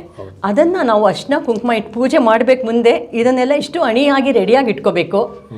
ಇಷ್ಟು ದೇವರ ಕೋಣೆ ಬಗ್ಗೆ ಹೇಳಿದ್ರಲ್ಲ, ಅದಕ್ಕೆ ಒಂದು ಸ್ತೋತ್ರವೂ ಇದೆ ನಮ್ಮಲ್ಲಿ. ಅಪವಿತ್ರ ಪವಿತ್ರೋವ ಸರ್ವಾವಸ್ಥಾಂಗತೋಪಿವ ಯಸ್ಮರೇತ್ ಪುಂಡರೀಕಾಕ್ಷಂ ಸಭಾಷ್ಯಾಭ್ಯಂತರ ಸೃಷ್ಟಿ ಅಂತ ಹೇಳೋದು ಒಂದು. ಮತ್ತು ನಮ್ಮಲ್ಲಿ ಈ ದ್ವಾದಶಿ ನಾಮಗಳಿದೆಯಲ್ಲ, ಕೇಶವ, ನಾರಾಯಣ, ಮಾಧವ, ಗೋವಿಂದ, ವಿಷ್ಣು, ಮಧುಸೂದನ ಅಂತ ಹೇಳಿದಾಗ ಎರಡು ಕಾರಣಗಳು. ಆ ಪದಾರ್ಥಗಳು ಶುದ್ಧಿ ಆದವು, ನಾವು ಮಾನಸಿಕವಾಗಿ ಶುದ್ಧವಾದ್ವು ಅಂತ ಹೇಳಿ. ಆಮೇಲೆ ಈ ಭಗವಂತನಿಗೆ ಪೂಜೆ, ಪುನಸ್ಕಾರ ಮತ್ತು ನೈವೇದ್ಯ ಖಂಡಿತ ಆಗಲೇಬೇಕು. ಕಾರಣ ಯಾಕಂದರೆ ಸಿಹಿ ತಿಂದೆ ಹಬ್ಬ ಆಗೋದೇ ಇಲ್ಲ. ಅದರಲ್ಲಂತೂ ಹೂರಣವನ್ನು ಮಾಡಿ ಒಬ್ಬಟ್ಟು ಮಾಡಿದ್ರೆ ಆಹಾ, ಅದ್ರದ್ದು ಏನು ಹೇಳೋದು ನಾವು ನಿಜವಾಗ್ಲೂ ಅದನ್ನು ಸಬೀತಾ ಇದ್ದರೆ ಅದಂತ ಅದ್ರ ಬಗ್ಗೆ. ನೋಡಿ, ನೀವು ಒಂದು ಪ್ರಶ್ನೆ ಕೇಳಿಲ್ಲ ಅಂತ ಅಂದ್ಕೊಂಡಿದ್ದೀನಿ, ನಾನೇ ಹೇಳ್ಬಿಡ್ತೀನಿ. ಖಂಡಿತ. ದೇವ್ರ ಕೋಣೆ ಆಯಿತು, ತಲೆ ಬಾಗಿಲಾಯಿತು, ನಾವು ಹೇಗೆ ರೆಡಿ ಆಗಬೇಕು ನೋಡಿ. ಮನೆಯಲ್ಲಿ ಈಗ ಜನ ಇರೋದೇ ಕಡಿಮೆ ಆಗಿಬಿಟ್ಟಿದೆ. ನಮ್ಮ ಹಿಂದಿನ ಕಾಲದಲ್ಲಿ ಮನೆ ತುಂಬ ಮಕ್ಕಳು ಇರಲ್ಲವ, ಮನೆ ತುಂಬ ಅಂತ ತುಂಬ ಜನ ಇದ್ವಿ. ತಂದೆ ತಾಯಿ, ಅಜ್ಜಿ ತಾತ, ಮಾವ, ಅತ್ತೆ ತುಂಬ ಜನ ಇದ್ವಿ. ಆವಾಗ ಏನಂದರೆ ಎಣ್ಣೆ ಶಾಸ್ತ್ರ ಮಾಡಿ ತಲೆಗೆ ಸ್ನಾನ ಮಾಡಬೇಕು. ಅದಕ್ಕೆ ಅಷ್ಟು ಜನನೂ ಸ್ನಾನ ಮಾಡಬೇಕು ಅಂದರೆ ಬ್ರಾಹ್ಮ ಮುಹೂರ್ತದಲ್ಲೇ ಎಲ್ಲರೂ ಹೇಳ್ಬೇಕು. ಆವಾಗ ಹಂಡೆ ನೀರು ಕಾಯಿಸ್ತಾಯಿದ್ರು, ಇವಾಗ ಗೀಸರು ಎಲ್ಲ ಸ್ವಲ್ಪ ಚೇಂಜಸ್ ಆಗಿದೆ. ಸೊ ಎಲ್ರಿಗೂ ಎಣ್ಣೆ ಶಾಸ್ತ್ರ, ಮಕ್ಕಳನ್ನೆಲ್ಲ ಕೂರಿಸ್ಬಿಟ್ಟು, ಗಂಡು ಮಕ್ಕಳಾದರೆ ಅಶ್ವತ್ಥಾಮ, ಬಲಿ, ವ್ಯಾಸ, ಕೃಪೆ, ಅದನ್ನು ಹೇಳ್ತಾರೆ. ಹೆಣ್ಮಕ್ಳು ಅಹಲ್ಯ, ತಾರ, ದ್ರೌಪದಿ, ಮಂಡೋದರಿ, ಪಂಚಕನ್ಯಾ, ಚಿರಂಜೀವಿ ಅಂತ ಆ ಎಣ್ಣೆ ಶಾಸ್ತ್ರ ಮಾಡಿಬಿಟ್ಟು ಅವರಿಗೆ ನೀಟಾಗಿ ಒಬ್ಬರೊಬ್ಬರಾಗಿ ಕ್ಯೂ ಇರ್ತಿತ್ತು ಬಚ್ಚಲ ಮನೆಗೆ, ಒಬ್ಬರೊಬ್ಬರಾಗಿ ತಲೆಗೆ ಸ್ನಾನ ಮಾಡಿ ಹೊರಗಡೆ ಬಂದು ಶುಭ್ರವಾದ ಒಗೆಯಿರುವಂತಹ ಬಟ್ಟೆಯನ್ನು, ಮಡಿಯಾಗಿರೋ ಬಟ್ಟೆಯನ್ನು ಧರಿಸ್ಕೋಬೇಕು. ಮತ್ತು ಹೊಸ ಬಟ್ಟೆದು ಸಂಭ್ರಮನೂ ಇದೆ. ಯುಗಾದಿಗೆ ಅಂತ ಹೊಸ ಬಟ್ಟೆ ಹಾಕೋಬೇಕು. ಏನಂದರೆ ಎಲ್ಲ ಹೊಸದಾಗಿ ಇರುತ್ತೆ. ಹೊಸದಾಗಿದೆ ನೀವು ಹೇಳಿದ್ರಲ್ಲ, ಹೊಸ ಬಟ್ಟೆನೂ ರೆಡಿಯಾಗಿರುತ್ತೆ. ಹೊಸ ಬಟ್ಟೆ ಅಂತ ಬಂದಾಗ ನನ್ನ ನೆನಪು ಬಂತು, ಹೊಸ ಬಟ್ಟೆ ಅಂಗಡಿ ಅಂತಂದು ಹಾಗೆ ಹಾಕೊಂಡು ಬಿಡಬಾರ್ದು. ಏನೇ ತಂದರೂ, ಹೂವಾಗಲಿ ಬಟ್ಟೆ ಆಗಲಿ ಏನೇ ವಿಷಯ ಇದ್ದರೂ ಅದನ್ನು ಭಗವಂತನಿಗೆ ಅರ್ಪಿಸಬೇಕು. ಆಚಾರ್ಯರ ಮುಖ್ಯನೇನ ಅಂತ ಹೇಳ್ತೀವಿ. ಅರ್ಶಿನ ಹಚ್ಚಿ ದೇವರಿಗೆ, ಸಾಮಾನ್ಯವಾಗಿ ಅದೊಂದು ಪದ್ಧತಿ ಇದೆ. ಯಾವುದೇ ಹೊಸ ಬಟ್ಟೆ ಹಾಕಬೇಕಾದ್ರೆ ಅದಕ್ಕೆ ಒಂದು ಅರಿಶಿನ ಕುಂಕುಮ ಅದನ್ನು ಹಚ್ಚಿಬಿಟ್ಟು ಭಗವಂತನ ಪಾದಾರವಿಂದದಲ್ಲಿ ಇಟ್ಟು ಆಮೇಲೆ ಅವನ ಹೆಸರನ್ನು ಹೇಳ್ಕೊಂಡು ಧರಿಸ್ಕೊಂತು ಅಂತ ಹೇಳಿದ್ರೆ ಅದೇನೋ ಅವನು ನಮಗೆ ಒಂದು ಶ್ರೀರಕ್ಷೆ ಕೊಟ್ಟಾಗದು. ಅದೇ ಪೆರಿಯಾಳ್ವಾರದಿಗೆ ಉಡುತ್ತು ಕಳೆಯಿಂದ ನೀನು ಪೀತ ಹಾವಾಳೆ ಉಡುತ್ತು ಕಲತದುಂಡು ಅಂತ ಅದು ಅವನಿಗೆ ಹೇಳಿದ್ರು, ಸಾಕ್ಷಾತ್ ಅಲ್ಲಿರೋ ಇವನಿಗೆ. ಆದರೆ ನಾವು ಕೂಡ ಅದೇ ಅವನು ಕೊಟ್ಟಿದ್ದ ಭಕ್ಷ್ಯನ ನಾವು ಧರಿಸ್ತಾ ಇದ್ದೀವಪ್ಪ ಅಂತ ನಾವು ಎಂತಹ ಒಂದು ನಮ್ಮ ಸಂಸ್ಕಾರ ಇದೆ ನೋಡಿ. ಹೌದು. ಆಮೇಲೆ ಇಷ್ಟರಲ್ಲಿ ಮತ್ತೆ ನೀವು ಮರ್ತೇ ಬಿಟ್ರಲ್ಲ, ನಾನು ಅಡಿಗೆ ಹೇಳಿದ್ರಿ ಮತ್ತೆ ಹೇಳ್ಬೇಕಲ್ಲ, ನೋಡಿ ಯಾವುದೇ ಒಂದು ಹಬ್ಬ ಬಂದರೂ ಕೆಲವು ಐಟಮ್ಸ್ ನಾವು ಕಾಮನ್ ಆಗಿ ಮಾಡ್ತೀವಿ. ಅದು ಯಾವ್ದ್ಯಾವುದು ಅಂದರೆ, ಈಗ ಒಂದು ಕೋಸಂಬರಿ, ಒಂದು ಪಲ್ಯ, ಮತ್ತು ಅನ್ನ ಬೇಳೆ ತುಪ್ಪ ಅದಿದ್ದೇ ಇರುತ್ತೆ. ಬೇಳೆಗೆ ಒಗ್ಗರಣೆ ಹಾಕಬೇಕು. ಹಬ್ಬ ಅಂದರೆ ಒಗ್ಗರಣೆ ಹಾಕಬೇಕು. ಮತ್ತು ಏನೇ ಸಿಹಿ ತಿಂಡಿ ಮಾಡಿದ್ರು ಅದಕ್ಕೆ ಏಲಕ್ಕಿ ಪುಡಿ ಹಾಕಬೇಕು. ಅದು ತುಂಬ ಇಂಪಾರ್ಟೆಂಟ್. ಸರಿ, ಅವತ್ತಿನ ದಿವಸ ನೋಡಿ ನಾವು ಹಪ್ಪಳ ಅಂದರೆ ಹಳೇದಾಗಿರುತ್ತೆ, ಆಂಬೋಡೆ ಮಾಡಿದ್ರೆ ಚೆನ್ನಾಗಿರುತ್ತೆ, ರುಚಿಯಾಗಿರುತ್ತೆ. ಮತ್ತು ಒಂದು ಮಜ್ಜಿಗೆ ಹುಳಿ, ಹಬ್ಬ ಅಂದರೆ ಮಜ್ಜಿಗೆ ಹುಳಿನ ನಾವು ನಮ್ಮ ಸಂಪ್ರದಾಯದಲ್ಲಿ ಮಾಡಬೇಕು. ಮತ್ತು ಕೊಳಂಬು ಅಥವಾ ಹುಳಿ ಸಾರು ಅದನ್ನು ಮಾಡ್ತೀವಿ. ಅದಕ್ಕಿಂತ ಮುಂಚೆ ಒಳ್ಳೆ ತಿರುಗ್ ಕಣ್ಣಮ್ದು ಅಂತ ಹೇಳ್ತೀವಲ್ಲ, ಪಾಯಸ ಸಿಹಿ, ಅದನ್ನು ಯಾವುದಾದ್ರೂ ಒಂದು ಮಾಡಬೇಕು. ಶಾವಿಗೆ ಪಾಯಸ ಮಾಡಬಹುದು, ಅಕ್ಕಾರ ವೆಡಿಶಲ್ ಅದನ್ನು ಮಾಡಬಹುದು, ಗಸಗಸೆ ಪಾಯಸ ಮಾಡ್ಬೋದು. ಗಸಗಸೆನ ನಾವು ಉಪಕರ್ಮಕ್ಕೆ ಇಟ್ಕೊಂಡಿರ್ತೀವಿ, ಅದಕ್ಕೆ ಬೇರೆ ಏನಾದರೂ ಒಳ್ಳೆ ಪಾಯಸ ಮಾಡಬಹುದು. ಇದನ್ನೆಲ್ಲ ಮಾಡಿ ಅದಕ್ಕೆ ಏಲಕ್ಕಿ ಹಾಕಿ ತುಪ್ಪ ಹಾಕಿ, ಆಮೇಲೆ ಇನ್ನೂ ತುಂಬ ಮುಖ್ಯವಾದ 2 ವಿಷಯಗಳಿದೆ. ಅದೇನೆಂದರೆ ಒಬ್ಬಟ್ಟು. ನೀವು ಹೇಳಿದ್ರಲ್ಲ ಹೋಳಿಗೆ ಅಂತ, ನೋಡಿ 3-4 ಥರ ಹೋಳಿಗೆಗಳಿದೆ. ಬೇಳೆ ಒಬ್ಬಟ್ಟು, ಗರುಗು ಒಬ್ಬಟ್ಟು, ಕಾಯಿ ಒಬ್ಬಟ್ಟು, ಕೊಬ್ಬರಿ ಒಬ್ಬಟ್ಟು. ನೋಡಿ ಅವಾಗಲೇ ಬಾಯಿ ನೀರು ಉರ್ತಾ ಇರಬಹುದು ನಿಮಗೆ. ಆದರೆ ಅಲ್ಲೊಂದು ವಿಚಾರ ಮರೆಸಿಬಿಟ್ವಿ. ಏನು ಅಂತಂದ್ರೆ ಇಷ್ಟೆಲ್ಲ ಆದಮೇಲೆ ಪರಮಾತ್ಮನ ಮುಂದೆ ಅದನ್ನು ನಾವಿಟ್ಟು ಯಾ ಪ್ರೀತಿ ವಿದ್ರಾರ್ಪಿತೆ ಮಧುರಿಪೋ ಯಾದೃಶೋ ಯಾಗೋವರ್ಧನು ಯಾಚಪತ್ಕೆ ಸ್ತನ್ಯೇ ಯಶೋದಾರ್ಪಿತೆ ಭಾರದ್ವಾಡ ಸಮರ್ಪಿತೆ ಶಬರಿಕಾದತ್ತೆ ಕುಚೇಲಾರ್ಪಿತೆ ಯಾ ಪ್ರೀತಿ ಮುನಿಪತ್ನಿ ಪ್ರವೃತ್ತೆ ಅತ್ರಾಪಿ ತಾಂತಾಂ ಕುರು ಅಂತ ಹೇಳಿ, ಭಗವಂತ ಇದನ್ನು ಸ್ವೀಕಾರ ಮಾಡಪ್ಪ. ಯಾಕೆಂದರೆ ನಮಗೇನು ಅಪಚಾರಗಳು ಮಾಡಿದ್ದೀವೋ ನಮಗೆ ಗೊತ್ತಿಲ್ಲಪ್ಪ. ಆ ಕಾರಣದಿಂದ ಇದೆಲ್ಲ ನೀನು ಸ್ವೀಕಾರ ಮಾಡಿದಾಗ ಅದನ್ನು ನಾವು ಸ್ವೀಕಾರ ಮಾಡಬೇಕಾದರೆ ನಿನ್ನ ಹೆಸರನ್ನು ನಾವು ಇದು ಮಾಡ್ಕೊಂಡು ಇದು ಮಾಡ್ತೀವಿ ಅಂತ ಎಂತಹ ಒಂದು ನಮ್ಮ ಪೂರ್ವಾಚಾರ್ಯರುಗಳು ನಮ್ಗೆ ಕರುಣಿಸಿರುವಂತಹ ಇದು. ತುಂಬ ನೀವು ಪರವಶರಾಗ್ಬಿಟ್ರಿ ನೋಡಿ. ಆಳವಂದ ಹೇಳಿದ ನ ಧರ್ಮನಿಷ್ಠೋಸ್ಮಿ ನ ಚಾತ್ಮವೇದಿ ನ ಭಕ್ತಿಮಾನ್ ತ್ವಚ್ಚರಣಾರವಿಂದೆ ಅಕಿಂಚನಃ ಅನನ್ಯಗತಿ ಶರಣ್ಯ ತ್ವತ್ಪಾದ ಮೂಲಂ ಶರಣಂ ಪ್ರಪದ್ಯೆ ಅಂತ ಸರ್ವಾರ್ಪಿತ ಮಾಡಬೇಕು. ಹಬ್ಬ ಅಂದ್ರೇನೆ ದೇವ್ರ ಕೊಂಡಾಟ, ಆಚಾರ್ಯರ ಕೊಂಡಾಟ. ಅದರಲ್ಲೂ ಆಂಡಾಳ್ ಅವಳ 27ನೇ ಪಾಶುರದಲ್ಲಿ ಕೂಡಾರವೆಲ್ಲಂ ಶ್ರೀ ಗೋವಿಂದ. ಯಾಕಂದ್ರೆ ಎಲ್ಲಾನು ನೀನೆ. ಆಮೇಲೆ ಹೇಳ್ತಾಳೆ ಅವಳು, ಅರಿಯಾದ ಪಿಳ್ಳೆ ಹೇಳೋ ಅಂತ ಹೇಳಿದಾಗ ನಮಗೇನು ಗೊತ್ತಿಲ್ಲ. ನಮಗೆ ಅದಕ್ಕೆ ಜ್ಞಾನತೋ ಅಜ್ಞಾನತೋ ವಾಪಿ ಯಥೋಕ್ತ ನಕತಮ್ಮಯ್ಯ ಅಂತ ಹೇಳ್ತೀವಿ ನಾವು. ಎಂತಹ ಇದು ನೀವು ಇಷ್ಟೆಲ್ಲ ಹೇಳಿದ್ಮೇಲೆ ಆ ವಿವರಣೆ ಕೊಡ್ತಾ ಇದ್ರಲ್ಲ, ಆಗ್ಲೇ ನಮ್ಮ ಬಾಯಲ್ಲಿ ನೀರು ಊರ್ತಾ ಇತ್ತು. ಯಾಕಂದ್ರೆ ಇಷ್ಟೆಲ್ಲ ಈಗಲೇ ನಾವು ಆಗ್ಲೇ ಯುಗಾದಿಯನ್ನು ಹಬ್ಬವನ್ನು ಆಚರಣೆ ಮಾಡ್ತಾ ಇದ್ದೀವಿ ಅನ್ನೋದು ಒಂದು ಭಾವನೆ ನಮಗೆ ಬಂದ್ಬಿಡ್ತು ನೋಡಿ. ಹಿಂದಿನವರು ಅದು ನೈವೇದ್ಯ ಮಾಡುವಾಗ ಅದನ್ನ ಮೂಸ್ ಕೂಡ ನೋಡ್ತಿರ್ಲಿಲ್ಲ. ಭಗವಂತನಿಗೆ ಅರ್ಪಿತ ಆಗ್ಬೇಕಲ್ಲ. ಅದಕ್ಕೆ ನೋಡಿ ಇಷ್ಟೆಲ್ಲ ಹೆಂಗಸರು ರೆಡಿ ಮಾಡ್ತಾರಲ್ಲ, ಗಂಡಸ್ರಿಗೂ ಒಂದು ಪಾಲ್ ಇದೆ ಇದರಲ್ಲಿ. ಅವರು ತಿರುವಾರಾಧನ ಮಾಡಬೇಕು. ಅವರು ಶುಭ್ರವಾದ ಬಟ್ಟೆಯನ್ನು ಉಟ್ಕೊಂಡ್ಬಿಟ್ಟು ಮಡಿಯಾಗಿ ಬಂದ್ಬಿಟ್ಟು ಅವರು ಸಂಧ್ಯಾವಂದನಾದಿಗಳ ನಿತ್ಯಾನುಷ್ಠಾನ ಮುಗಿಸ್ಕೊಂಡು ಭಗವಂತನಿಗೆ ಆಚಾರ್ಯರಿಗೆ ತನಿಯನ್ನೆಲ್ಲ ಹೇಳಿ ತಿರುವಾರಾಧನ ಮಾಡಬೇಕು. ತಿರುವಾರಾಧನ ಮಾಡುವಾಗ ಅವರಿಗೆ ಇದು ನೈವೇದ್ಯ ಮಾಡೋಕ್ಕೆ ಮುಂಚೆ ನಿತ್ಯಾನುಸಂಧಾನ ಹೇಳಬೇಕು. ಕಣ್ಣಿನುಂಚಿರುತ್ತಾಂಬ ತಿರುಪ್ಪಲ್ಲಾಣ್ ತಿರುಪ್ಪಾವೈ ರಾಮಾನುಜನುತ್ತಂದಾದಿ ಉಪದೇಶ ರತ್ನವೆಲ್ಲ ಹೇಳಿ ಇನ್ನೇನು ಶಾತ್ಮರೆ ಆಗೋಕ್ಕೆ ಮುಂಚೆ ಎಲ್ಲದನ್ನು ಪದಾರ್ಥ ಏನೇನು ತಯಾರಿಸಿರ್ದೀವೋ ಇವರೆಲ್ಲ ಇಲ್ಲಿ ದೇವ್ರಿಗೆ ಮಾಡ್ತಾ ಇರುವಾಗ ಹೆಂಗಸರಲ್ಲಿ ಒಳಗಡೆ ಅಡುಗೆ ಮನೇಲಿ ಬ್ಯುಸಿಯಾಗಿರ್ತಾರೆ. ಇದನ್ನೆಲ್ಲ ಮಾಡಬೇಕಲ್ಲ ಎಲ್ರಿಗೂ ಹಾಗೆ ಒಬ್ಬಟ್ಟು ಭಗವಂತನಿಗೆ ಆದ್ಮೇಲೆ ಕೊಡೋಕ್ಕೆ ಇದು ತಂದಿಡಬೇಕು. ಎಲ್ಲದಕ್ಕೂ ಏಲಕ್ಕಿ ತುಪ್ಪ ಅವಶ್ಯಕವಾಗಿ ಸೇರಿಸ್ಬೇಕು. ಬೇವು ಬೆಲ್ಲ ಮಾಡಬೇಕು. ಅದರ ಬಗ್ಗೆ ಆಮೇಲೆ ಹೇಳ್ತೀನಿ. ಬೇವು ಬೆಲ್ಲನೂ ಇಟ್ಟು ನಾವು ನೈವೇದ್ಯ ಮಾಡಬೇಕು. ನೈವೇದ್ಯ ಮಾಡಿದ್ಮೇಲೆ ಶಿತ್ತಂ ಶಿರಹಾಲೆ ವಂಗಕಡಲ್ಲಿ ಹೇಳಿಬಿಟ್ಟು ಪಲ್ಲಾಂಡು ಹಾಡಿಬಿಟ್ಟು ವಾಳಿ ತಿರುನಾಮ ಹಾಡಿಬಿಟ್ಟು ಅಪಚಾರಕ್ಕೆ ಕ್ಷಮೆ ಕೇಳಿ. ಈಗ ನಾವು ಏನು ಮಾಡಬೇಕು ಅಂದರೆ ಎಲ್ರಿಗೂ ಭಗವತ್ ಶಟಾರಿ ತೀರ್ಥ ತಗೊಂಡು ಮನೆಯಲ್ಲಿ ಶಟಾರಿ ಇದ್ದವ್ರು ಕೊಡ್ಬೋದು, ಇಲ್ಲದ್ರೆ ತೀರ್ಥ ಕೊಟ್ಬಿಟ್ಟು ಮುಖ್ಯವಾಗಿ ಆಚಾರ್ಯ ಶ್ರೀಪಾದ ತೀರ್ಥವನ್ನು ಮನೇಲಿ ಇಟ್ಕೊಂಡು ಕೊಡಬೇಕು. ಪ್ರತಿ ದಿವಸ ಮಕ್ಕಳು ಆಚಾರ್ಯ ಶ್ರೀಪಾದ ತೀರ್ಥ ಸ್ವೀಕರಿಸ ಮುಂಚೆ ಒಂದ್ಸಲ ನಮಸ್ಕಾರ ಮಾಡಿ ತೀರ್ಥವನ್ನು ಸ್ವೀಕರಿಸಿ ಮತ್ತೆ ನಮಸ್ಕಾರ ಮಾಡಬೇಕು. ಇದೆಲ್ಲ ಆದಮೇಲೆ ಇವಾಗ ಯುಗಾದಿ ವಿಷಯವಾಗಿ ಎಲ್ಲ ಶುರು ಆಗತ್ತೆ. ನಮ್ಮ ಪರಂಪರೆ ಬಗ್ಗೆ ಎಷ್ಟು ಚೆನ್ನಾಗಿ ಹೇಳಿದ್ರಿ. ಇದನ್ನೇ ಪೆರಿಯಾಳ್ವಾರ್ ತಿರುಮಳಿನಲ್ಲಿ ಕೂಡ ಅವರು ನೀರಾಟಮಲ್ಲಿ ಹೇಳ್ತಾರೆ, ಅಪ್ಪಂ ಕಲಂದೆ ಸಿತ್ತುಂಡಿ ಅಕ್ಕಾರಂ ಪಾಲಿಲ್ ಕಲಂದೆ ಅಂತ. ಅಂದರೆ ಭಗವಂತನಿಗೆ ಏನು ಅಂತ ಹೇಳಿದ್ರೆ ಎಲ್ಲಾನು ನಿಂದೆ ಅರ್ಪಿತ ಅಂತ. ಆಮೇಲೆ ಈ ಸಾಮಾನ್ಯವಾಗಿ ಈ ಬೇವು ಬೆಲ್ಲ ಅನ್ನೋದು ಒಂದು ಇದಿದೆ ನಮ್ಮಲ್ಲಿ. ಯಾಕಂದರೆ ಅವತ್ತಿನ ದಿನ ಅದನ್ನು ತಗೊಳ್ಳೇಬೇಕು. ಕಾರಣ ಯಾತಕ್ಕೆ ಅಂತ ಹೇಳಿದ್ರೆ ಅದಂತ ನಾನು ಅರ್ಥೈಸ್ಕೊಂಡಿರೋದೇನು ಅಂದರೆ ಜೀವನವನ್ನು ಸಮದರ್ಶನದಿಂದ ನಾವು ನೋಡಬೇಕು ಅಂತ. ಆದರೆ ನೀವು ತುಂಬ ತಿಳಿದಿರೋಂಥ ವಿಚಾರ ಇಷ್ಟೊತ್ತು ನಿಮ್ಮ ಹತ್ರ ಮಾತಾಡಿದಾಗ ನಾನು ತಿಳಿದುಕೊಂಡಂಥ ಅಂಶ ಬಹಳ ದೊಡ್ಡದು, ಆ ಬೇವು ಬೆಲ್ಲದ ಬಗ್ಗೆ. ಹೇಳ್ತೀನಿ ನೋಡಿ, ಈ ಯುಗಾದಿಗೆ ಅಂತಲೇ ಇರೋದು ಬೇವು ಬೆಲ್ಲ. ನೀವು ಸಂಕ್ರಾಂತಿಗೆ ನೋಡಿರ್ಬೋದು, ಎಳ್ಳು ಬೆಲ್ಲ ಮಾಡ್ತೀವಿ.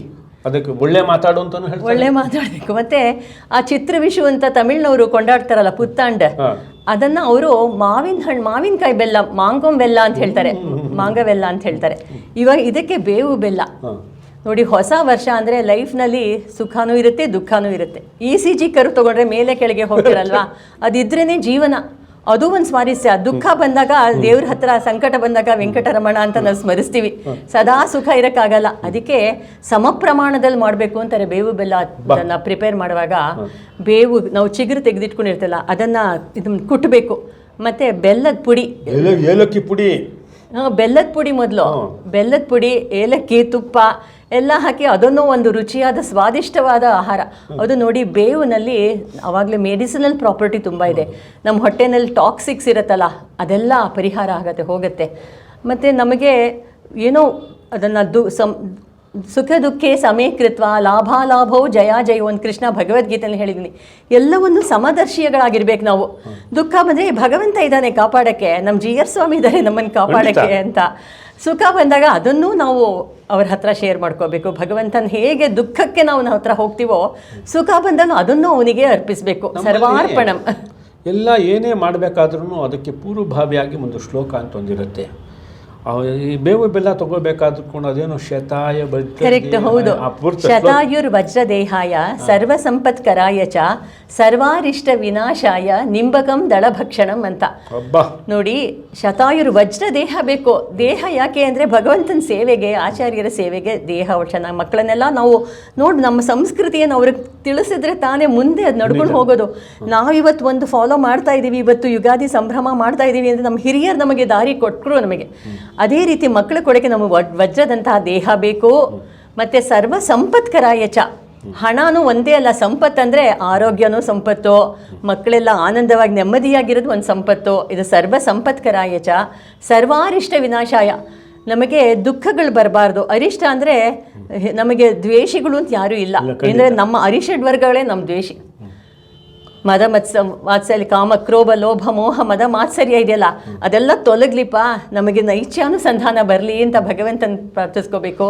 ಅದಕ್ಕಾಗಿ ನಿಂಬಕಂ ದಳಭಕ್ಷಣಂ ಅಂತ ಹಿರಿಯರು ಎಷ್ಟು ಚೆನ್ನಾಗಿ ಮಾಡಿಟ್ಟಿದ್ದಾರೆ ನೋಡಿ. ಅದನ್ನೇ ನಾವು ವಿಷ್ಣು ಸಹಸ್ರನಾಮದಲ್ಲೂ ಫಲಶ್ರುತಿಯಲ್ಲಿ ಹೇಳ್ತಾರೆ ನೋಡಿ, ನಕ್ರೋಧೋ ನಚ ಮಾತ್ಸರ್ಯಂ ಲೋಭೋ ನಾಶುಭಾಮತಿ ಅಂತ ಹೇಳಿ. ಯಾಕೆಂತಂದರೆ ನೀವು ಹೇಳಿದ್ರಲ್ಲ, ಸರ್ವ ಸಂಪತ್ಕರಾಯಿತನೂ ಆಯಿತು.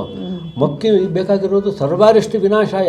ನಮಗಿರುವಂಥ ನೀವು ಹೇಳಿದ್ರಲ್ಲ ಕಾಮಕ್ರೋಧ ಮೊದಲಾದ ಎಷ್ಟು ಕೂಡ, ಯಾಕಂದರೆ ಅದಕ್ಕೋಸ್ಕರನೇ ಈ ಕಪ ವಾತ ಪಿತ್ತ ಅಂತ ಹೇಳ್ತೀವಿ. ಅದು ಮೂರನ್ನೂ ಕೂಡ ಇದಾಗಬೇಕು.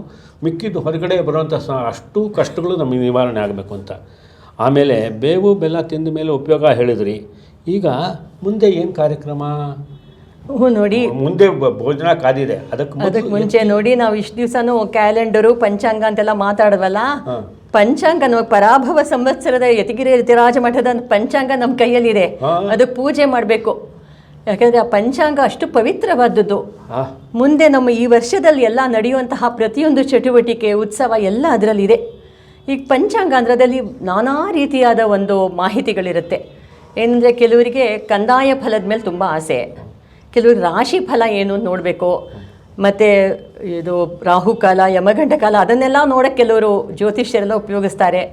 ನಾವುಗಳು ನಮ್ಮಂತಹ ಲೇಮೆನ್ನು ಏನು ತಿಳಿದೇ ಇರೋರು ಏನು ನೋಡ್ತೀವಿ ಅಂದರೆ, ನಮಗೆ ಮುಖ್ಯವಾಗಿ ಯಾವ್ಯಾವತ್ತು ಆಳ್ವಾರ್ಗಳ ತಿರುನಕ್ಷತ್ರ, ಆಚಾರ್ಯರ ತಿರುನಕ್ಷತ್ರ ಯಾವತ್ತು, ಮತ್ತು ಯಾವ್ಯಾವ ದೇವಸ್ಥಾನದಲ್ಲಿ ಯಾವ್ಯಾವ ದಿವಸ ಅಲ್ಲಿ ಬ್ರಹ್ಮೋತ್ಸವ ನಡೆಯುತ್ತೆ, ರಥೋತ್ಸವ ನಡೆಯುತ್ತೆ, ಇದನ್ನೆಲ್ಲ ನಾವು ತಿಳ್ಕೊಬೇಕು. ಮೊದಲೇ ಮಾರ್ಕ್ ಮಾಡಿ ಇಟ್ಕೊಂಡು ಬಿಡಬೇಕು ನಮ್ಮ ಇದರಲ್ಲಿ. ಓಹೋ, ಇಂತಿನ ದಿವಸ ನಾವು ಬೇರೆ ಏನು ಎಂಗೇಜ್ಮೆಂಟ್ ಇಟ್ಕೋಬಾರ್ದು, ಭಗವತ್ ಸೇವೆಗೆ ನಾವು ಮುಡಿಪಾಗಿ ಇಟ್ಕೋಬೇಕು ನಮ್ಮ ಜೀವನವನ್ನು ಅಂತ ಅದನ್ನೆಲ್ಲ ಮಾರ್ಕ್ ಮಾಡ್ಕೋಬೇಕು. ಮತ್ತು ಮಕ್ಕಳೆಲ್ಲ ಅವರಿಗೆಲ್ಲ ಪಾಪ ಜನ್ಮದಿನ ಆಚರಿಸ್ಕೋಬೇಕಂತ ಆಸೆ. ಇವಾಗ ನಾವು English calendar date of birth ಅಂತ ಬಿಟ್ಬಿಡೋಣ, ನಮ್ಮ ನಕ್ಷತ್ರವನ್ನು ಜ್ಞಾಪಿಸ್ಕೋಬೇಕು. ಯಾವ ನಕ್ಷತ್ರದಲ್ಲಿ ಹುಟ್ಟಿದ್ದೀವಿ, ಆ ನಕ್ಷತ್ರ ಯಾವ ತಿಂಗಳಲ್ಲಿ ಬರುತ್ತೆ, ಆವತ್ತಿನ ದಿವಸ ನಾವು ಭಗವಂತನಿಗೆ ಎಕ್ಸ್ಟ್ರಾ ಕೈಂಕರ್ಯ ಮಾಡಬೇಕು. ಅದಕ್ಕೋಸ್ಕರನೇ ಜನ್ಮದಿನದ ಉತ್ಸವ, ಬೇರೆ ಯಾವುದಕ್ಕೂ ಅಲ್ಲ. ಆಚಾರ್ಯರ ಹತ್ರ ನಮಸ್ಕಾರ ಮಾಡಬೇಕು. ಇದನ್ನೆಲ್ಲ ಪಂಚಾಂಗದಲ್ಲಿರುತ್ತೆ. ಮತ್ತು ಈ ಪಂಚಾಂಗದಿಂದ ನಾವು ಇವಾಗ ಏನು ವರ್ಷ ನಡೀತಾ ಇದೆ ಅದನ್ನೆಲ್ಲ ಅವಾಗವಾಗ ನೆನಪಿಸ್ಕೋಬೇಕು. ಇವಾಗ 1948 ಅಂತ ಹೇಳಿದ್ನಲ್ಲ, ಅದನ್ನೆಲ್ಲ ನಾವು ಸರಿಯಾಗಿ ಮಾಡಿದ್ರೆ ಪಂಚಾಂಗಕ್ಕೆ ಪೂಜೆ ಮಾಡಿ, ದೇವರೇ ಎಲ್ರಿಗೂ ಒಳ್ಳೆ ಬುದ್ಧಿ ಕೊಡು. ಸ್ವಾಮಿ ಹೇಳ್ತಾರೆ ಒಳ್ಳೆ ಬುದ್ಧಿ ಕೊಡು ಅಂತ ಹೇಳಿದ್ರಲ್ಲಿ ತುಂಬ ವಿಷಯ ಅಡಗಿದೆ ಅಂತ. ಎಲ್ರಿಗೂ ಒಳ್ಳೇದು ಮಾಡು. ಸ್ವಾಮಿನೂ ಹಾಗೆ ಪ್ರಾರ್ಥಿಸೋದು, ಲೋಕ ಸಮಸ್ತ ಸುಖಿನೋ ಭವಂತು ಅಂತ ಬೆಳಗ್ಗೆ ರಾತ್ರಿ ಹೇಳ್ತಾನೇ ಇರಬೇಕು. ಎಲ್ರಿಗೂ ಒಳ್ಳೇದಾಗಲಿ ಇರಬೇಕು. ಮತ್ತು ದೇವರಿಗೆ ನಾವು ಗ್ರ್ಯಾಟಿಟ್ಯೂಡ್, ನಮ್ಮ ಕೃತಜ್ಞತೆಯನ್ನು ನಾವು ಅರ್ಪಿಸಬೇಕು. ಇದು ಪಂಚಾಂಗದ ಪೂಜೆ. ತುಂಬ ಎಷ್ಟು ಚೆನ್ನಾಗಿ ಹೇಳಿದ್ರಿ ಅಂತಂದರೆ, ನಾವು ಆಳ್ವಾರ್ ಆಚಾರ್ಯರುಗಳು ಮತ್ತು ನಮಗೆ ಸಮಾಶ್ರಯವನ್ನು ಅನುಗ್ರಹಿಸಿದಂತಹ ನಮ್ಮ ಆಚಾರ್ಯರುಗಳಿಗೆ ನಾವು ತಿರುನಕ್ಷತ್ರ ಅಂತ ಹೇಳ್ತೀವಿ. ಹೌದು, ಆಚಾರ್ಯರ ತಿರುನಕ್ಷತ್ರ. ಆದರೆ ನಮ್ಮ ಮನೆಯ ಸದಸ್ಯರಿಗೆಲ್ಲ ನಾವು ಅವತ್ತು ಜನ್ಮದಿನ ಯಾವತ್ತು ಅಂತ ಹೇಳಿ ನೀವು ಹೇಳಿದ ತರಹ ಇಂಗ್ಲೀಷ್ ದಿನಾಂಕಗಳು ಬರೋ ದಿವಸ ಅದು ಇದು ಬರ್ತ್ಡೇ ವಿಶಸ್ ಅಂತ ಹೇಳ್ತೀವಿ ನಾವು. ಆದರೆ ಇದು ಜನ್ಮದಿನ ಅಂತಿದೆಯಲ್ಲ, ಅದನ್ನು ನಾವು ನಕ್ಷತ್ರವನ್ನೇ ನಾವು ಇದು ಮಾಡ್ತಾ ಇರೋದ್ರಿಂದ ಅದು ಬಹಳ ಉತ್ತಮವಾದಂಥ ಮಾಹಿತಿಯನ್ನು ಕೊಟ್ಟರೆ. ಪಂಚಾಂಗದ ಉತ್ತಮೋತ್ತಮವಾದಂತಹ ಉಪಯೋಗ ಏನು ಅನ್ನೋದನ್ನು ತಿಳಿಸಿ. ಮತ್ತೆ ನೋಡಿ, ಕೃಷ್ಣ ಜಯಂತಿ ಯಾವತ್ತು, ಶ್ರೀರಾಮನವಮಿ ಯಾವತ್ತು, ಮತ್ತೆ ವರಾಹ ಜಯಂತಿ ಯಾವತ್ತು, ನಮ್ಮ ಆಚಾರ್ಯರು ಜಯಂತಿ ಬಿಟ್ರಲ್ಲ, ನಮ್ಮ ಮರ್ತದ ಆರಾಧ್ಯ ದೈವ ಲಕ್ಷ್ಮೀ ನರಸಿಂಹ, ಅವನ್ನೇ ಅದು ಸ್ವಾತಿ ನಕ್ಷತ್ರ. ಮತ್ತೆ ಸೆಪ್ಟೆಂಬರ್ ಅಲ್ಲಿ ನಮ್ಮ ಆಚಾರ್ಯರು ಅದನ್ನು ಮೊದಲು ನೋಡ್ಬೇಕು. ನಮ್ಮ GR ಸ್ವಾಮಿ ತಿರುನಕ್ಷತ್ರ 11ನೇ ತಾರೀಕು ಸೆಪ್ಟೆಂಬರ್, ಅವತ್ತು ಅವರ ತಿರುನಕ್ಷತ್ರ ಮಹೋತ್ಸವ, ಪರಮ ಪಾವನವಾದ ದಿನ. ಖಂಡಿತ ಸ್ವಾಮಿಗೆ ನಾವು ಪಲ್ಲಾಂಡು ಸತ್ಯವಾದ ಮಾತು. ಈ ಪರಾಭವ ನಾಮ ಸಂವತ್ಸರ ಅಂತ ಒಂದು ಹೆಸರಿಗೆ ಒಂದು ವೈಶಿಷ್ಟ್ಯತೆ ಇದೆ. ಅದನ್ನು ಮೊದಲು ತಾವು ಹೇಳಿದ್ರೆ, ಆದರೂ ಕೂಡ ನಮ್ಮ ಶ್ರೋತೃ ವರ್ಗಕ್ಕೆ ಈ ಪರಾಭವ ಯಾಕೆ ಅಂತಂದರೆ, ನಮ್ಗೆ ಯಾವುದೇ ರೀತಿ ಇದೇ ಇರ್ಕೊಡೋದು, ಎಲ್ಲ ವಿಭವ ಜಯ ವಿಜಯೀಭವ ಅಂತ ನೋಡಿ, ಜಯ ವಿಜಯೀಭವ ಅಂತ ಹೇಳೋದ್ರಿಂದ ಈ ಪರಾಭವ ಬೇಡವೇ ಬೇಡ ನಮಗೆ. ಇಲ್ಲ, ಅದು ಪರಾಭವ ಅಂದರೆ ನಾವು ಹಾಗೆ ಅರ್ಥ ಮಾಡ್ಕೋಬಾರ್ದು. ಪರಾಭವ ಅಂದರೆ ನೀವು ಹೇಳಿದ್ರಲ್ಲಿ ಏನು ತಪ್ಪಿಲ್ಲ. ಸೋಲು ಅಂತ, ನಾವು ಯಾವುದಕ್ಕೆ ಸೋಲು? ನಮ್ಮ ಕೆಟ್ಟ ಗುಣಗಳಿಗೆ ಸೋಲು, ಸತ್ಯವಾದ ಮಾತು. ಅವಾಗ ಅರಿಷಡ್ವರ್ಗಗಳಿಗೆ ಸೋಲು. ಮತ್ತು ನಮಗೆ ಇವಾಗೆಲ್ಲ ನೆಗೆಟಿವ್ ಥಾಟ್ಸು ಮಕ್ಕಳಲ್ಲಿ ಪಾಪ ಸ್ಟ್ರೆಸ್ಸಿಂದ ಬರುತ್ತೆ ಅವರಿಗೆ. ಏನು ಅಂದರೆ ಅವರು ಡಿಪ್ರೆಷನ್ಗೆ ಹೋದರೆ ಏನೇನೋ ಮಾತುಗಳು ಕೇಳ್ತೀವಿ. ಆ ಡಿಪ್ರೆಷನ್ಗೆ ಸೋಲು. ಅವರೆಲ್ಲರಿಗೂ ಉತ್ತೇಜನದಿಂದ ಒಳ್ಳೊಳ್ಳೆ let noble thoughts come to us from every side ಅಂತ ನಾವು ಹೇಳ್ತೀವಿ ನೋಡಿ, ಇದೇನೆ. ಹೌದು, ಒಳ್ಳೊಳ್ಳೆ ಥಾಟ್ಸ್ಗಳು ಬರಲಿ, ಅದೆಲ್ಲ ಕೆಟ್ಟದೆಲ್ಲ ಹೋಗಲಿ, ಅದಕ್ಕೆಲ್ಲ ಪರಾಭವವಾಗಿ ನಮಗೆ ಸುವೃಷ್ಟಿ, ಸುಭಿಕ್ಷ ಮತ್ತು ಲೈಫ್ನಲ್ಲಿ ಪ್ರಾಸ್ಪೆರಿಟಿ ಎಲ್ಲನೂ ಆ ಭಗವಂತ ನಮಗೆ ಅನುಗ್ರಹಿಸಲಿ, ಆಚಾರ್ಯರು ನಮಗೆ ಅನುಗ್ರಹಿಸಲಿ ಅಂತ ಕೇಳ್ಕೊಳ್ಳೋಕ್ಕೆ ಇದು ಒಂದು ಉತ್ತಮವಾದದ್ದು. ಹೇಳ್ತಾರೆ, ಈ ಪರಾಭವ ಸಂವತ್ಸರದಲ್ಲಿ 2 ಲಕ್ಷಣ ಹೇಳಿದ್ದಾರೆ. ನಮಗೆ ವಿನಯ ಬರುತ್ತಂತೆ ಈ ವರ್ಷ, ಮತ್ತು ಧರ್ಮ ನೆಲೆಯಾಗತ್ತಂತೆ. ಅದೇ ರೀತಿ ಪರಾಭವ ಸಂವತ್ಸರದಲ್ಲಿ ನಮಗೆಲ್ಲ ಒಳ್ಳೇದಾಗತ್ತೆ, ಮಳೆ ಬೆಳೆ ಎಲ್ಲ ಚೆನ್ನಾಗಾಗತ್ತೆ, ಎಲ್ಲ ಸುಭಿಕ್ಷ, ಮನಸ್ಸಿನಲ್ಲೆಲ್ಲ ಒಳ್ಳೊಳ್ಳೆ ಯೋಚನೆಗಳು ಅದೆಲ್ಲ ಬರುತ್ತೆ ಅಂತ ಹೇಳ್ತಿದ್ದಾರೆ. ನೀವು ಹೇಳಿದ್ರಲ್ಲ ವಿನಯ ಅಂತ ಹೇಳಿದ್ರಲ್ಲ, ಈ ಸಂಸ್ಕೃತದ ಒಂದು ಇದು ಬರುತ್ತೆ, ವಿದ್ಯಾ ದದಾತಿ ವಿನಯಂ, ವಿನಯ ದದಾತಿ ಪಾತ್ರತಾಮ್ ಅಂತ ಹೇಳಿ. ಶ್ರೀಗಳವರ ಕೃಪೆ ನಮ್ಮ ಮೇಲೆ ಇರಬೇಕಾಗಿತ್ತು ಅಂತ ಹೇಳ್ತಂತಂದರೆ, ಅಮೂರ್ತಿ ಅನುಗೋಚಿಂತ್ಯ ಭಯಕೃತ ಭಯನಾಶನ. ಅವರೇ ನಮಗೆಲ್ರಿಗೂ ರಕ್ಷಕರು, ಸರ್ವರಕ್ಷಕರಾದಂತಹ ಶ್ರೀಗಳ ಆಂಡಾಳ್ರವರೇ. ಇನ್ನೊಂದು ವಿಷಯ ಹೇಳಬೇಕು, ಈ ಪರಾಭವ ಸಂವತ್ಸರಕ್ಕೆ ಇನ್ನೊಂದು ವೈಶಿಷ್ಟ್ಯ ಅಂದರೆ, ನಮ್ಮ ಕುಲಶೇಖರ ಆಳ್ವಾರ್ 5ನೇವರು ಇದ್ರಲ್ಲ, ಪೊಯ್ಹೆ ಆಳ್ವಾರ್, ಪೂದತ್ತ ಆಳ್ವಾರ್, ಪೇ ಆಳ್ವಾರ್, ತಿರುಮಳಶೆ ಆಳ್ವಾರ್, ಮಧುರ ಕವಿ ಆಳ್ವಾರ್, ನಮ್ಮ ಆಳ್ವಾರ್ ಆದಮೇಲೆ ಈ ಕುಲಶೇಖರ ಆಳ್ವಾರ್ 7ನೇವರು. ಅವರು ಈ ಪರಾಭವ ಸಂವತ್ಸರದಲ್ಲಿ ಅವತಾರ ಮಾಡಿದ್ರು. ಅದಕ್ಕೆ ಈ ವರ್ಷ ಎಲ್ಲ ನಮಗೆ ಪರಾಭವ ಸಂವತ್ಸರದಲ್ಲಿ ಕುಲಶೇಖರ ಆಳ್ವಾರನ್ನ ಅವರು ಎಷ್ಟು ರಾಜರಾಗಿದ್ರು, ಎಂಥ ಒಂದು ನೈತ್ಯ ಅನುಸಂಧಾನ ಮಾಡಿದ್ರು ನೋಡಿ. ಅದು ಒಂದು. ಇನ್ನೊಂದು ಇದೆ, ಆಳ್ವಾರ್ಗಳ ಪರಂಪರೆ ನಾವು ನೋಡಿದಾಗ ಕುಲಶೇಖರ ಆಳ್ವಾರ್ ಅವರು ಆ ಪೆರಮಾಳ್ ತಿರುಮಳಿ ರಚಿಸಿದ ಒಂದೇ ಅಲ್ಲ, ಸಂಸ್ಕೃತದ ಶ್ಲೋಕ ಒಂದು ಮುಕುಂದ ಮಾಲೆಯನ್ನು ರಚಿಸಿ ಅದರಲ್ಲಂತೂ ಭೃತ್ಯ ಭೃತ್ಯ ಪರಿಚಾರಕ ಭೃತ್ಯ ಭೃತ್ಯ ಭೃತ್ಯಸ್ಯ ಭೃತ್ಯ ಇತಿಮಾಂ ಅಂತ ಹೇಳೋದು ನೋಡಿ. ಅಂತ ಆಳ್ವಾರ್ಗೆ ಅದು ನೋಡಿ, ಆ ಪರಾಭವ ನಾಮ ಸಂವತ್ಸರ ಅಂತ ನೀವು ಹೇಳಿದ ಮೇಲೆ ಈ ವಿಚಾರ ನನಗೆ ಗೊತ್ತಿರಲಿಲ್ಲ. ಅದಕ್ಕೆ ಹೇಳಿದ್ದು, ಯಾವಾಗಲೂ ಈ ರೀತಿ ಮತ್ತೊಬ್ಬರ ಜೊತೆ ನಾವು ಯಾವುದಾದ್ರೂ ಈ ತರಹ ಒಂದು ಸಂವಾದ ಕಾರ್ಯಕ್ರಮವನ್ನು ಏರ್ಪಾಡು ಮಾಡಿದಾಗ ನಾವೆಷ್ಟು ತಿಳ್ಕೋಬಹುದು ಅನ್ನೋದು ನನಗೆ ಅರ್ಥ ಆಯ್ತು. ಇನ್ನೊಂದು ವೈಶಿಷ್ಟ್ಯ ಇದೆ, ನಮ್ಮ ಗುರು ಪರಂಪರೆ ಅಂತ ನೀವು ಕೇಳಿದ್ದೀರಲ್ಲ, ನಮ್ಮಾಳ್ವಾರಿಂದ ಶುರು ಆಗುತ್ತೆ. ಭಗವಂತ, ತಾಯಾರು ಮತ್ತು ವಿಶ್ವಕ್ಸೇನರಾದ್ಮೇಲೆ ನಾಥಮುನಿಗಳ ಶಿಷ್ಯರು ಉಯ್ಯಕ್ಕೊಂಡಾರ್ ಅನ್ನುವ ಪುಂಡರೀಕಾಕ್ಷರು. ಅವರ 20ನೇ 60 ವರ್ಷ ಕಂಪ್ಲೀಟ್ ಆಗತ್ತೆ. ವಾಹ್, ಅಂದರೆ 1200 ವರ್ಷಗಳು ಇವಾಗ ಮುಗಿದು ಅದೆಲ್ಲ ತುಂಬ ವೈಭವವಾಗಿ ಉಪನ್ಯಾಸಗಳ ಮೂಲಕವಾಗಿ ನಡೀತಾ ಇದೆ. ಇಂತಹ ಒಂದು ಶುಭವಾದ ಸಂದರ್ಭ ಇದು. ಅದು ಅಲ್ಲದೆ ನಮ್ಮ GR ಸ್ವಾಮಿ ಪ್ರತಿ ಇಲ್ಲಿ 2 ಶಾಲೆಗಳನ್ನು ಎಷ್ಟೋ ಉದ್ಧಾರ ಮಾಡ್ತಾ ಇದ್ದಾರೆ. ಅದರಲ್ಲಿ ವಿಶ್ರಾಂತಿ ಟ್ರಸ್ಟ್ ಆ ಶಾಲೆಯಲ್ಲಿ ಮಕ್ಕಳೆಲ್ಲ ಬಂದು ಅವರಿಗೆ ಈಗ ವರ್ಷದ ಹೆಚ್ಚು ಅಂತೀವಲ್ಲ, ಯುಗಾದಿ ಮಾರನೇ ದಿವಸ, ಇವಾಗ 19ನೇ ತಾರೀಕು ನಾವು ಆಚರಿಸೋದು ಯುಗಾದಿ, 20ನೇ ತಾರೀಕು ಆ ವಾರದಲ್ಲೇ ಮಕ್ಕಳನ್ನೆಲ್ಲ ಕರೆಸಿ ಅವರಿಗೆ ಪಠ್ಯ ಪುಸ್ತಕ ಹಂಚಿ ಅವರಿಗೆ ಆಶೀರ್ವಚನ ಕೊಟ್ಟು ಅವ್ರ ಟ್ಯಾಲೆಂಟ್ಸನ್ನೆಲ್ಲ ನೋಡಿ ಅವರಿಗೆ ಸಮೃದ್ಧಿಯಾದ ಪ್ರಸಾದವನ್ನೆಲ್ಲ ಕೊಡ್ತಾರೆ. ನಮ್ಮ GR ಸ್ವಾಮಿಯ ಕರುಣೆ, ಅವರ ಔದಾರ್ಯ, ಅವರ ವಾತ್ಸಲ್ಯ ಇದೆಲ್ಲವೂ ನಮಗೆ ಮಾರ್ಗದರ್ಶಕವಾಗಿದೆ. ಈ ಯುಗಾದಿಯಲ್ಲೂ ನಮ್ಮ GR ಸ್ವಾಮಿ ಹೇಳಿರುವಂತಹ ಒಂದೊಂದು ಅವರ ದರ್ಶನವನ್ನು ನಾವು ಎಲ್ಲ ನಮ್ಮ ಲೈಫ್ನಲ್ಲಿ ನಾವು ಅದನ್ನು ಇಂಪ್ಲಿಮೆಂಟ್ ಮಾಡ್ಕೋಬೇಕು. ಇದನ್ನೆಲ್ಲ ಇಂತಹ ಒಂದು ಅವಕಾಶ ಕೊಟ್ಟಿದ್ದಕ್ಕೆ, ಮತ್ತು ಇದನ್ನೆಲ್ಲ ಹಬ್ಬ ಹರಿದಿನಗಳು ಅಂತ ನಮ್ಮ ಶ್ರೀ ಉವೆ ಲಕ್ಷ್ಮೀ ತಾತಾಚಾರ್ಯ ಸ್ವಾಮಿ ಅವರ ಶ್ರೀಮತಿಯವರು ಗೋದಾ ಅಮ್ಮಂಗಾರು ಅವರು ಹಬ್ಬ ಹರಿದಿನಗಳು ಅಂತ ಒಂದು ಪುಸ್ತಕ ಇದ್ದಾರೆ. ಅದರಲ್ಲಿ ಏನು ಒಂದೊಂದು ಹಬ್ಬವನ್ನು ಹೇಗೆ ಆಚರಿಸಬೇಕು ಅಂತ ಹೇಳಿದರೆ ಆ ಪುಸ್ತಕದಿಂದ ನನಗೆ ತುಂಬ ಮಾಹಿತಿಗಳು ಸಿಕ್ಕಿದೆ. ಮತ್ತು ನಮ್ಮ GR ಸ್ವಾಮಿ ಜೊತೆ ಅವಾಗವಾಗ ಅವರು ಹೇಳುವ ಮಾತುಗಳನ್ನೆಲ್ಲ ಕೇಳಿ ಇಷ್ಟು ವಿಷಯಗಳನ್ನು ಸಂಗ್ರಹಿಸಿ ಈ ದಿನ ಇಷ್ಟು ವಿಣ್ಣಪ್ಪ ಮಾಡೋಕ್ಕೆ ಸಾಧ್ಯವಾಯಿತು. ಒಂದು ಸಣ್ಣ ಮಾತು ನಾನು ನಿಮ್ಗೆ ಹೇಳಬೇಕು. ಬೆಳಿಗ್ಗೆ ಈ ನುಡಿಮುತ್ತು ಅಂತ ಒಂದು ಇದನ್ನು ಓದಿದೆ ನಾನು. ಅದರಲ್ಲಿ ಒಂದೇ ಒಂದು 2-5 ಹೇಳಿದ್ರು. ತಿಳಿದವರೊಂದಿಗೆ ಮಾತಾಡಿದಾಗ 4 ಪುಸ್ತಕಗಳನ್ನು ಓದಿದಂತಾಗುತ್ತದೆ. ಯೋಗಿಗಳೊಂದಿಗೆ ಅರ್ಧ ಗಂಟೆ ಕಳೆದರೆ ನಿಮ್ಮ ಅರ್ಧ ಜೀವನವನ್ನು ಬಹಳ ಪಾವನವಾಗಿ ಕಳೆದರಂತಹ ಒಂದು ಭಾವನೆ ಬರುತ್ತೆ ಅಂತ. ಯೋಗಿಗಳು ಅಂತ ಹೇಳ್ತಾರೆ ನಮ್ಮ GR ಸ್ವಾಮಿಗಳು ಯೋಗಿಗಳೇ. ಹೌದು. ಈ ಒಂದು ಅವ್ರ ಜೊತೆ ನಾವಿರೋದ್ರಿಂದಾನೇ ನಮಗೆಲ್ರಿಗೂ ಕೂಡ ಅವ್ರು ಯಾವಾಗಲೂ ಹೇಳ್ತಾರೆ ವಸುದೈವ ಕುಟುಂಬಕಂ ಅಂತ ಹೇಳಿ, ನಾವೆಲ್ಲ ಕುಟುಂಬಕ್ಕೆ ಸೇರಿದ್ದೀವಿ ಅಂತ ಹೇಳಿ. ಅದೇ ನಮಗೆ ಬಹಳ ಒಂದು ಸಂತೋಷ ಕೊಡುವಂಥದ್ದು. ಅದಕ್ಕೆ ಬಹಳ ಧನ್ಯವಾದ ಆಂಡಾಳ್ರವರೇ. ಬಹಳ ಉತ್ತಮವಾದ ಮಾಹಿತಿಯನ್ನು ನಮ್ಮ ಜೊತೆ ಹಂಚ್ಕೊಂಡಿದ್ದೀರಿ. ಪರಾಭವ ನಾಮ ಸಂವತ್ಸರ ಜಗತ್ತಿಗೆ ಎಲ್ಲ ರೀತಿ ಶಾಂತಿ ಇದಿರಲಿ, ಕ್ಷೋಭೆ ಹೋಗಲಿ, ಯಾವಾಗಲೂ ನಾವು ಸಂತೋಷದಿಂದ ಬಾಳೋಣ. ಶ್ರೀಗಳವರಿಗೆ ಸದಾ ಸರ್ವಕಾಲವು ನೀವು ಹೇಳಿದಾಗೆ ಪಲ್ಲಾಂಡಾಗಿ ಅವರಿರಲಿ ಅಂತ ಮಂಗಳಾಶಾಸನವನ್ನು ಮಾಡೋಣ. ಶ್ರೀಮತಿ ರಾಮಾನುಜಾಯ ನಮಃ. ಮಠದ ಎಲ್ಲ ಶಿಷ್ಯ ವರ್ಗಕ್ಕೂ ಕೂಡ ಪರಾಭವ ನಾಮ ಸಂವತ್ಸರದ ಒಂದು ಶುಭಾಶಯಗಳನ್ನು ಸಲ್ಲಿಸುತ್ತಾ, ಶ್ರೀಗಳವರ ಕೃಪಾ ವಿಶೇಷದಿಂದ ಈ ತರಹ ಬಹಳ ಉತ್ತಮವಾದಂತಹ ಕೆಲವಷ್ಟು ಕಾರ್ಯಕ್ರಮಗಳು ನಮ್ಮ ಯತಿರಾಜ ಭಕ್ತಿ ವಾಹಿನಿಯಲ್ಲಿ ಮೂಡಿ ಬರ್ತಾ ಇದೆ. ಇಂದು ನಮ್ಮೊಡನೆ ಇದ್ದವರು ಶ್ರೀಮತಿ ಆಂಡಾಳ್ ಶ್ರೀರಾಮ್. ಪಕ್ಕದಲ್ಲಿ ಬೇಕಾದರೆ ಪುಸ್ತಕಂ ಅಂತಲೂ ಕೂಡ ನಾವು ಹೇಳ್ಕೋಬೋದು.